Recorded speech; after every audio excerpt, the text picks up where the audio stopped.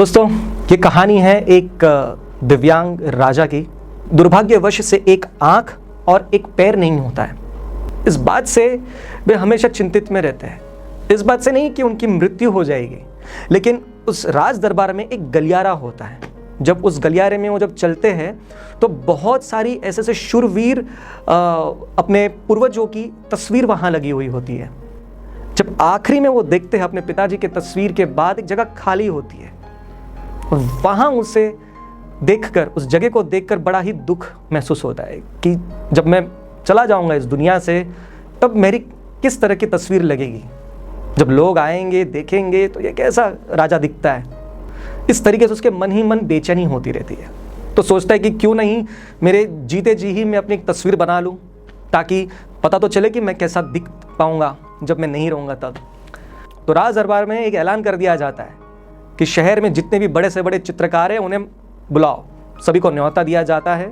सभी चित्रकारों को कहते हैं कि आपको मेरी एक अच्छी सी तस्वीर बनानी है। ये जानते ही सभी चित्रकार घबरा जाते हैं कि भैया शानदार इनाम तो शायद मिलेगा ही मिलेगा, लेकिन अगर तस्वीर अच्छी नहीं बनी तो सज़ा भी मिल सकती है।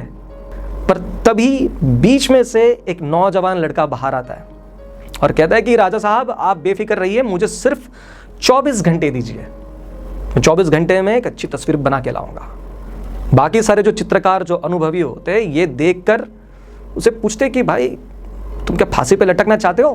तो 24 घंटे बाद जब अगले दिन वो लड़का तस्वीर बना के लाता है तो पूरे राज दरबार में उस लड़के की वाहवाही और तालियां और सीटियां बजने लगती है।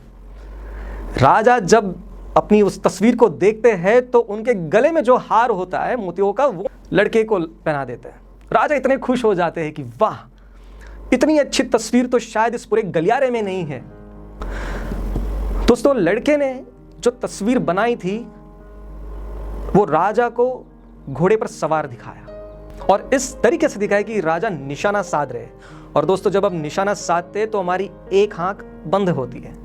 बिल्कुल वही आंख बंद थी जिस आंख में उन्हें तकलीफ या दिखाई नहीं दे पा रहा था।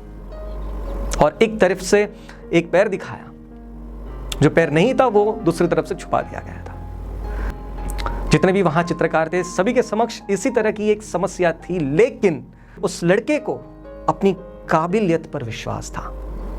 उसने अपने विवेक का इस्तेमाल करके, अपनी कला का साथ पकड़ के एक ऐसा चित्र बनाया, एक इतिहास सा बना दिया।